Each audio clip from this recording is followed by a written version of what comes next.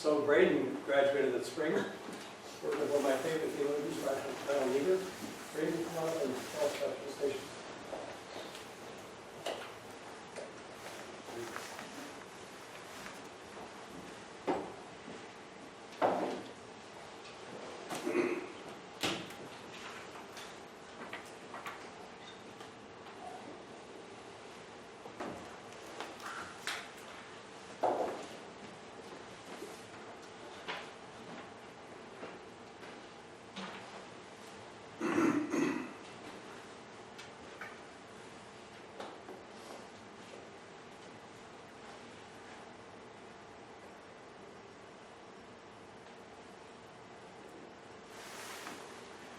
Okay, so the title of my talk is Original Righteousness Contributes to the Inevitability of Sin. After stepping away from my dissertation and kind of taking time away, a couple things still rub at me and irritate me and wish I could go back and rework some of it. And Niebuhr's concept of original righteousness is really one of those things that's really tricky. So I kind of want to wrestle with that a little bit and kind of do a focus on a couple things right out of the dissertation.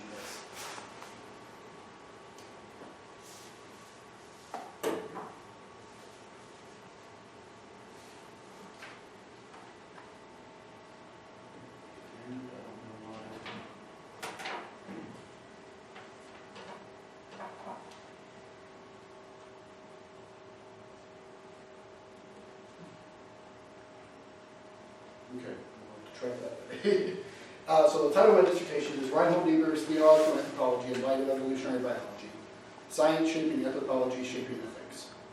Well, what I really want to focus on tonight is how Niebuhr's understanding of original sin and original righteousness are intertwined.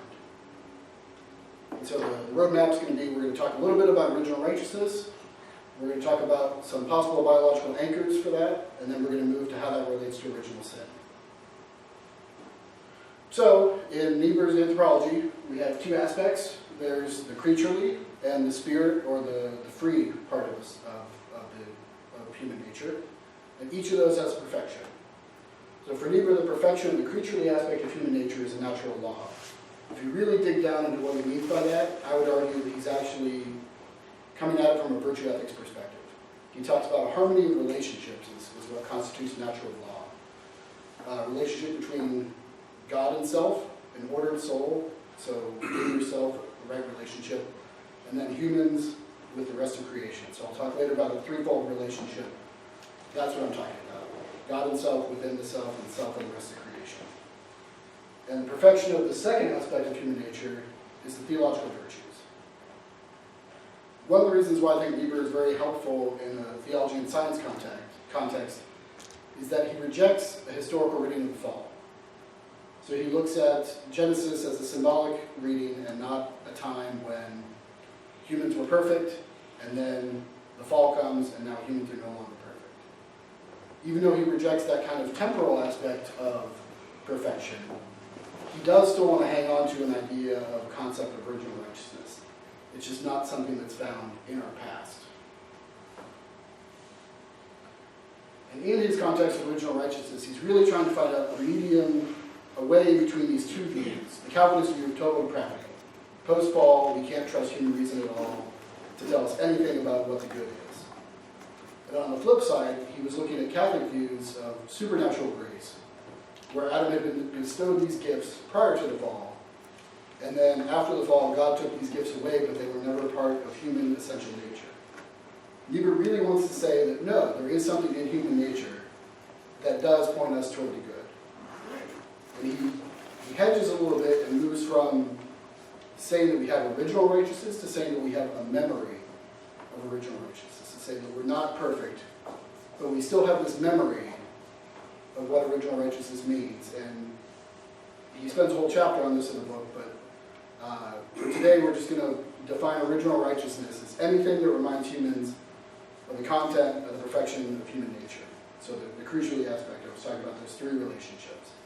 So anything within human nature that tells us how do we relate to God and to each other, that's going to be an element of what the memory of original righteousness is.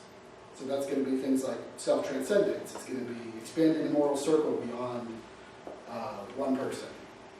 And so in my dissertation, I look at what are some possible biological anchors for this? What are things that we can look at in our evolutionary past that can contribute to our understanding of original righteousness?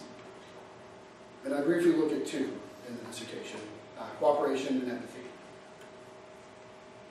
So, starting with cooperation, we have cross-species cooperation, like Sunho said, endosymbiosis.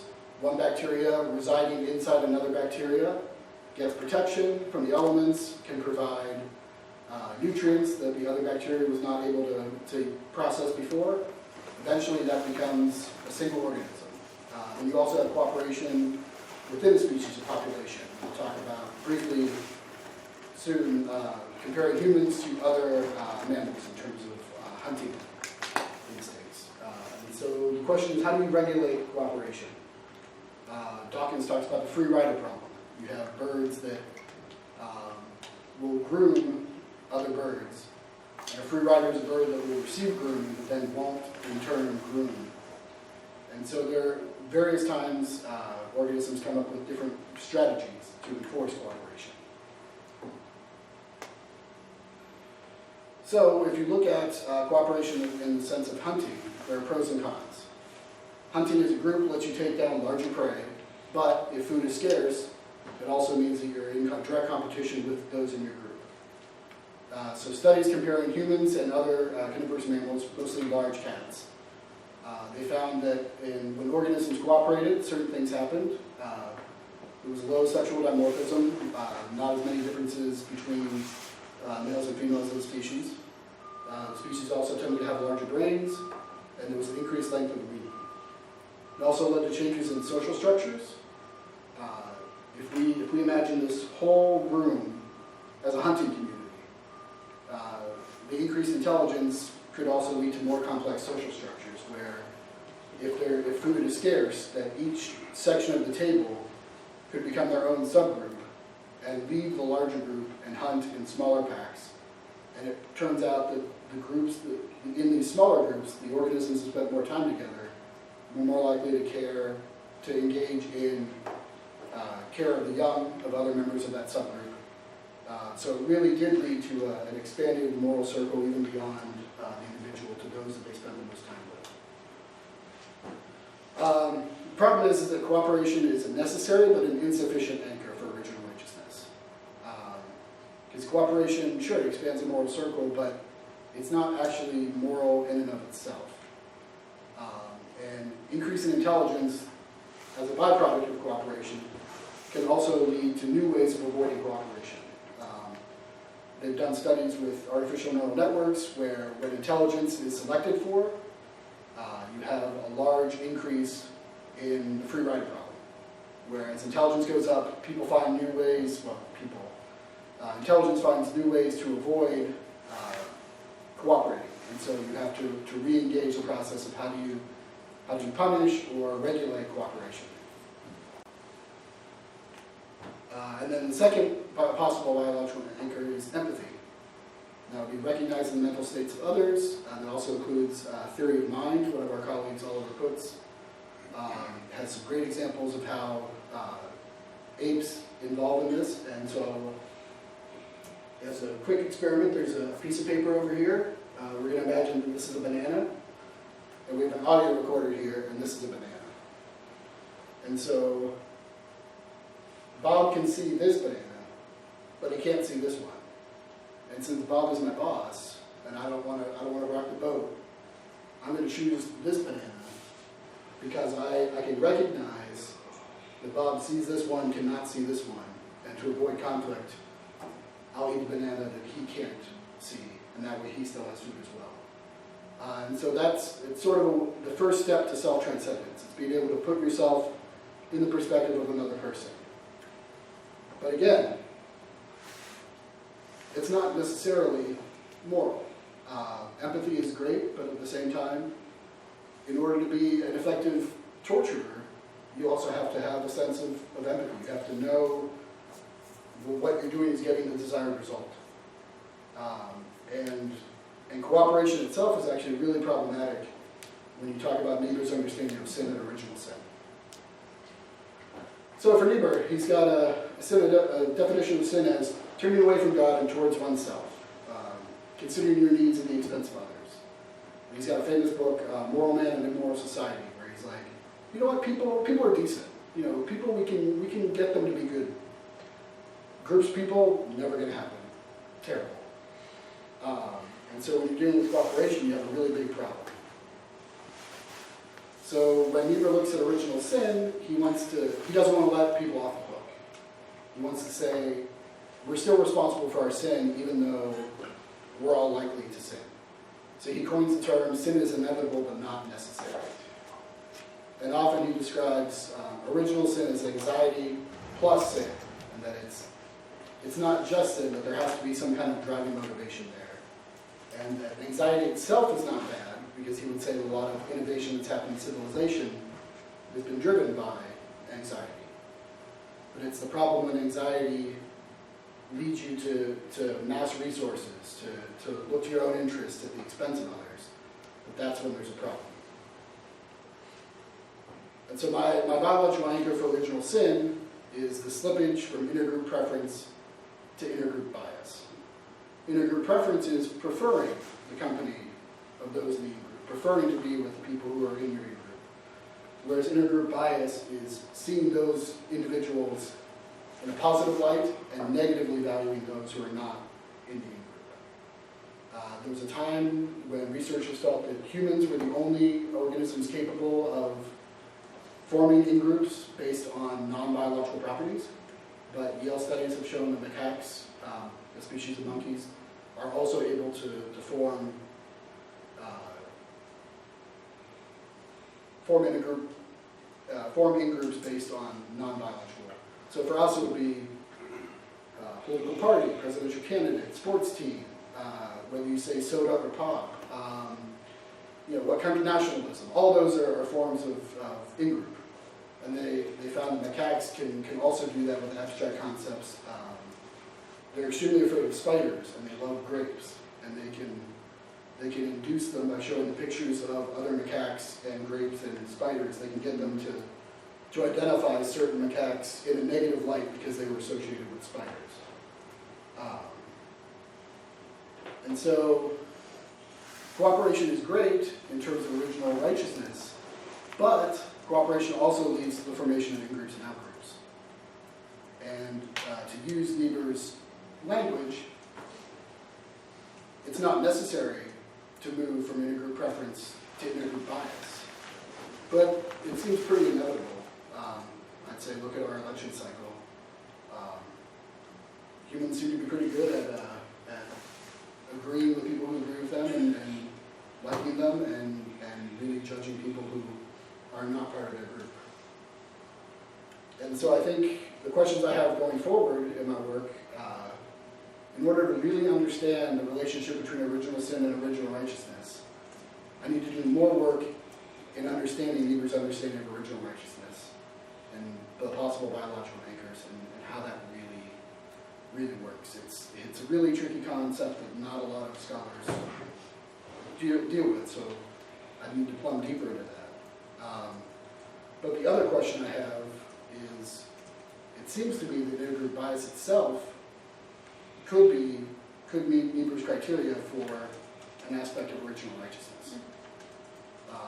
And so the question I have to sort of move into the group is, if we're aware that we are valuing others based on an in-group, out-group relationship, and that that's not how we should be acting, is that in fact actually informing the way that we know we should act, and therefore reminding us of what that threefold relationship should be? And so I think the relationship between original sin and original righteousness for Niebuhr is two sides of a coin, and I find it really fascinating. So thanks for your time.